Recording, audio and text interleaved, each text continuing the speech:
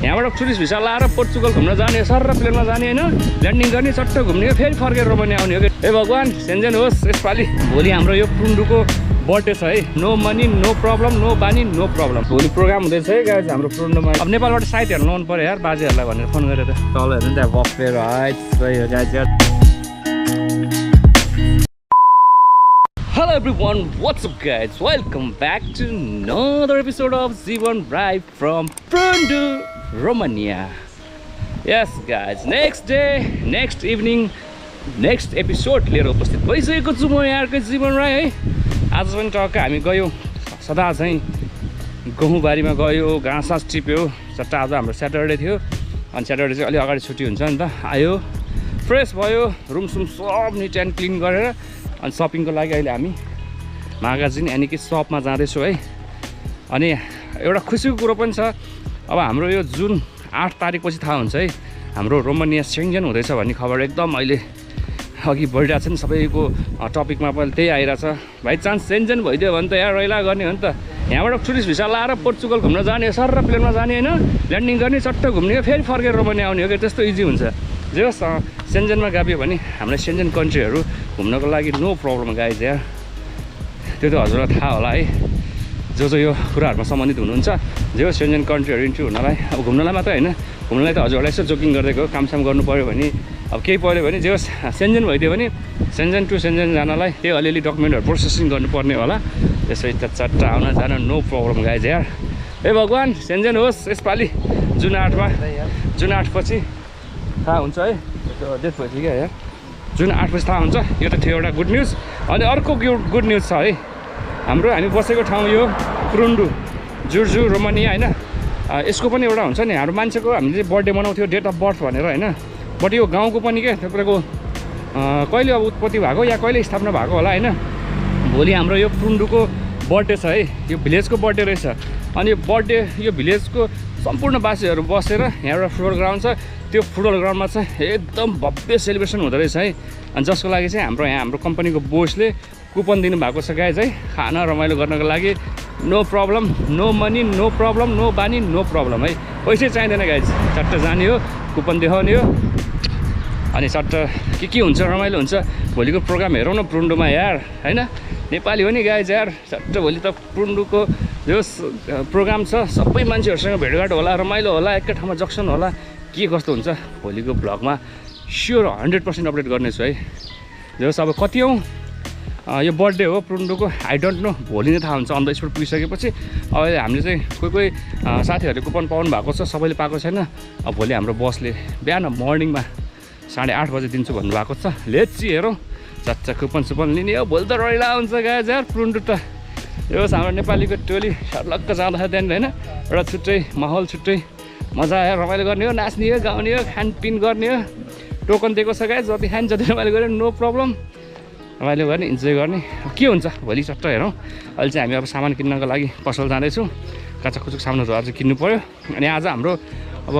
पानी परेन भने एउटा प्रोग्राम पनि गर्दैछौँ है चट्ट लाएर नाइटमा नाइट प्रोग्राम भनौँ न 5 बजी टक्क पोल्ने होइन चट्ट खाने एउटा प्रोग्राम राखेको छौँ। लेट्स सी के हुन्छ। अब मौसमले कतिको साथ दिन्छ ठेगानै हुँदैन गाइज। बिहान त एकछिन पानी परेको थियो त्यसपछि अनि पानी रोकियो। अब राति पानी पऱ्यो भने पऱ्यो नि हाम्रो साइड त पुरै भिजाएको थियो त। त्यो साइडमा पानी थियो यो साइडमा थिएन फेरि त्यो साइडमा पानी पऱ्यो है हाम्रो साइड त यहाँ त फेरि यस्तै हो कि एउटा पानी पऱ्यो हाम्रो साइडमा एउटा पानी थिएन है। अनि तपाईँहरूलाई मैले त्यो वर्किङ प्लेस पनि कति देखाउनु है। अब त्यो वर्किङ प्लेस पनि सधैँ देखाएर नि भएन। त्यही बोसले अलिकति भोलि पर्सि केही भन्ला कि भन्ने अलिकति डर लागेको भएर अब वर्किङ प्लेस चाहिँ अब जहिले पाएँ त्यसले एड गर्दिनँ। कुनै बेला एउटा यसो अलिअलि छोटो मिठो टपिकहरू हालौँ आफ्नो ठाउँमा छ होइन। तर रेगुलर भ्लगमा चाहिँ चट्ट अपडेट नगरौँ है। सही हो यार यो फुलहरू कस्तो राम्रो लाग्ने मलाई यो पुरुन्डुमा हेर्नु न गाइज यार यो फुलको भिलेज पुरुन्डु है सही हो।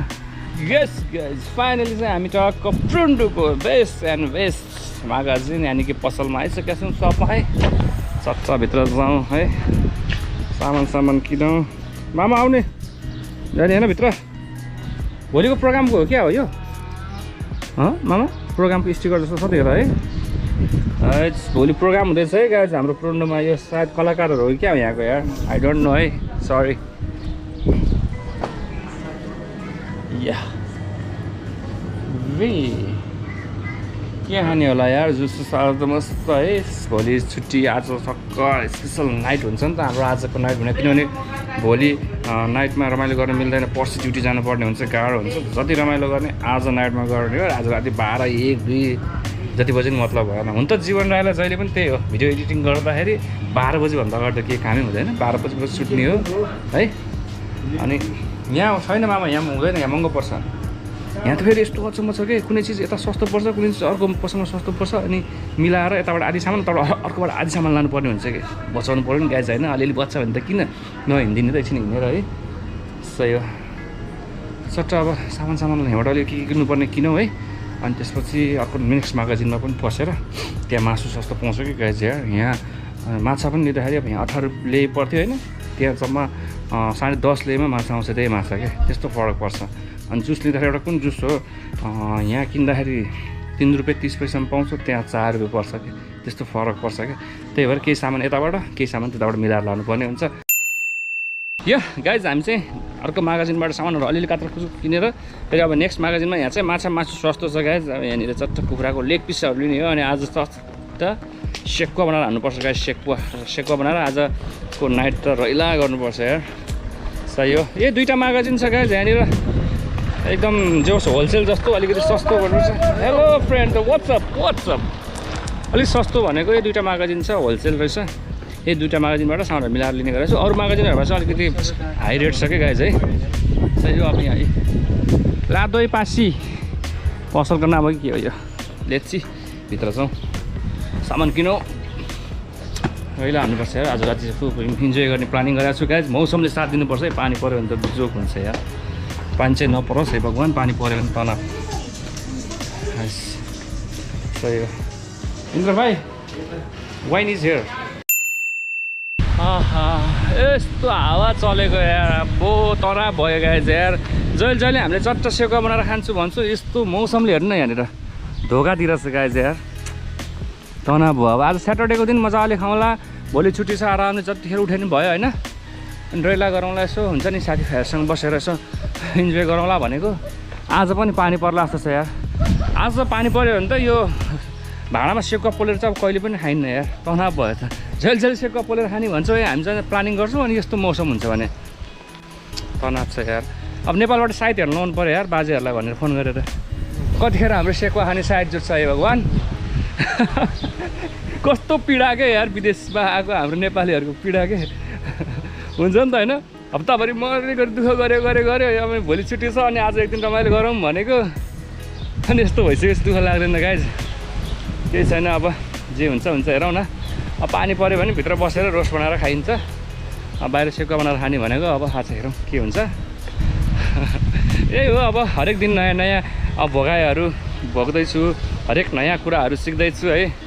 अनि जे जस्तो कुराहरू सिक्दैछु हजुरलाई सेयर पनि गर्दैछु भ्लग मार्फत होइन अब जिन्दगीको यस्तै हुँदो रहेछ क्या विदेशको अब यात्रा कामको व्यस्तता अब कसैसँग बोल्ने फुर्सद हुन्न हाई हेलो गर्ने समय हुन्न है एकदम गाह्रो हुँदो रहेछ समय बितेको थाहा नै नहुने रहेछ हप्ता दिन कटेको 1-2 दिन कटे जस्तो लाग्दो रहेछ के छ तिलके ह्यान्डसम बोय ठिक छ मागासिन ल राम्रोसँग गएर अब है त केटा हो सामान लिन जाँदो रहेछ हाम्रो ब्रदरहरू पनि त्यही हो कि अब यो विदेशी लाइफ है हप्ता दिन बितेको तपाईँको भर्खरै 2 दिन बिते जस्तो फिलिङ्स भइरहेछ हुन त त्यो राम्रो हो हाम्रो लागि होइन भोलि पर्सि अब मानौ न 2-3 वर्ष बितेको भर्खरै 2-4 महिना बिते जस्तो होस् न हामीलाई होइन अनुभव अब भर्खरै जस्तो लाग्थ्यो गाइज होइन 2.5 महिना कटिसकेछ भने अब यसरी समय गएको थाहा नहोस् साथीभाइहरूसँग यस्तो गफ गर्दा समय बित्छ है हावा पनि कस्तो चलेको छ ओ माई गड यार हुने नै आउला जस्तो त मान्छे उडाउँछ क्या हो यस्तो हावा चलेको छ गाइज यार अब फटाफट रुम जाउँ एकछिन हेरौँ यार अब के हुन्छ यार आज बोलेर गाला जस्तो छैन आज जीवन राई र हाम्रो टिमले यो हावा सरर उड्दैछ आइपुग्यो रुममा आइपुग्यो हाम्रो यहाँ मासु सेकुवा खाने भनेको भाडो यही हो यार यस्तो खुला आकाश मुनि छ है भित्र लैजाउँ भने हुँदैन गुम्सिन्छ तनाव छ है पानी नपर भन्न यार यो आकाशलाई यार आज पानी पऱ्यो भने त फेरि यस्तो पोलेर खाने भनेको तनाव भइरहेछ यार कोइला सोइला सब रेडी छ गाइज हेरौँ आज लकले कतिको साथ दिन्छ यार यस्तो चिसो हावा चलिरहेछ गाइज यार जे होस् बादल चाहिँ सबै हावाले उडाएर उतातिर लगेछ गाइज अब चाहिँ पानी चाहिँ पर्दैन ढुक्क हुनु बट हाम्रो जे होस् प्लानिङ थियो बट सेकुवा बनाएर खाने प्लानिङ चाहिँ अब जे होस् आज सक्सेस हुन्छ है हुन्छ हुन्छ अब पानी बादलै छैन त अनि हावा चले पनि चट्ट लाएर अब यहाँ हाम्रो एकजना ब्रदरलाई फेरि जुस ल्याउनै बिर्सेछ गाइज फेरि नेक्स्ट टाइम हामी यहाँ सपिङ गर्न जाँदैछौँ तर टाढा होइन हामी यहाँ नजिकै जाँदैछौँ है यहाँ पेट्रोल पम्पमा यही पम्पमा हो त्यहाँ फ्रिज छ अनि यो चाहिँ हाम्रो यहाँको ग्यास स्टेसन है हाम्रो सिलिन्डरमा हुन्छ नि यही हो यहाँ जतिको भरे नि हुन्छ ग्यास सक्यो भने टक्क लाएर हजुर यस्तो हुन्छ क्या रोमानियामा चाहिँ हाम्रो पर लिटर 3.69 ले लाग्दो रहेछ टक्क लाएर यु क्यान सी ग्यास यसो डिजल पेट्रोलको ट्याङ्की जस्तो हुँदो रहेछ क्या यहाँको ग्यास सक्यो भने टक्क आएर लिने सिलिन्डर ल्याउने अनि कतिको भर्ने हामीले त 100 लिएको भर्ने गरेको थियौँ है हाम्रो यहाँ पुरानो साथीहरूले हामी त अब अहिलेसम्म भरेको छैनौँ अस्ति भर्खर सिलिन्डर पाएको छ हजुर थाहा छँदैछ है सही हो सक्यो भने यहाँ आउनुपर्ने हुन्छ यो चाहिँ यहाँको डिजल पेट्रोल स्टेसन है अनि यहाँ चाहिँ यस्तो कोल्ड ड्रिङ्क्सहरू पनि सबै पाउँछ क्या यहाँनिर है पम्पमै पाउँछ है अब यहाँबाट के लाने हो हाम्रो ब्रदरको लागि एउटा केही लगिदिउँ ल चिसो सही हो के लगिदिने है त्यही त खासै त्यस्तो जुस त केही छैन यहाँ उयो एउटा जुस त यो रहेछ फेरि जुसको नाममा अरू त सबै यो कोल्ड ड्रिङ्क्स कोक फ्यान्टाहरू रहेछ यहाँ लियो गाई जुस अब खानासाना पनि खाइसक्यो हामीले यस्तो उज्यालो छ है उज्यालो भयो भन्दा म के गर्ने टाइम यस्तो वेस्ट भइसकेको छ 8:38 गइसक्यो गाइज है खानासाना खाइयो अनि एकजना ब्रदरको लागि जुस लिनु थियो लियो अब घर चट्ट सेकुवा पोल्ने हो अनि राति आज चाहिँ हाम्रो प्लानिङ के छ भने 12-1-2 बजीसम्म आनन्दले बस्ने रमाइलो गर्ने है आज त भने चिलो हुने दिन भनेको किनभने भोलि अब राति 12 बजीसम्म बस्यो भने त पर्सि ड्युटी गर्न सकिन्न अनि जे छ आज रमाइलो गरिन्छ बसिन्छ यही त हो नि है अब परदेशी जीवन सधैँभरि अब टेन्सन लिएर होइन अनि अब नखाएर बसेर त भएन नि त अनि यसो आज इन्जोय गर्ने भन्ने हिसाबले चाहिँ अनि अब यसो प्रि प्लानिङ अनुसार नै हामी यसो लागि परेका छौँ अब सामान ल्याइयो हाम्रो पनि सबै कुरा रेडी भइसकेको छ मासु पनि चट्ट नुन खोर्सानी नेपालबाट ल्याएको मसलाहरू बेसारहरू